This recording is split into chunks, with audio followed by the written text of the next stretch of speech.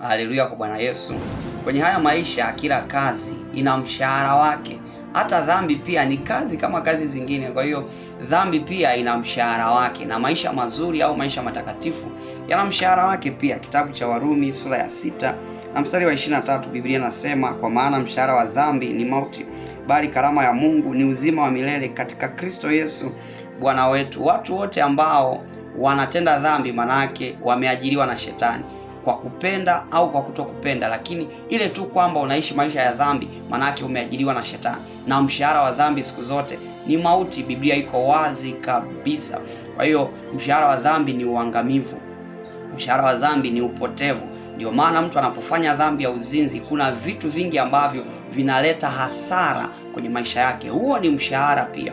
Kwa hiyo ili utoke au uvunje huo mkataba na shetani ambao unawezekana umeajiriwa kwa kutokujua, lazima umkubali Yesu Kristo, ambaye yeye, katika yeye mshahara wake siku zote ni uzima wa milele, ni maisha mazuri hapa duniani, na baada ya kutoka hapa duniani utafurahi milele, na tutafurahi milele katika Kristo Yesu Bwana wetu. Fanya maamuzi leo.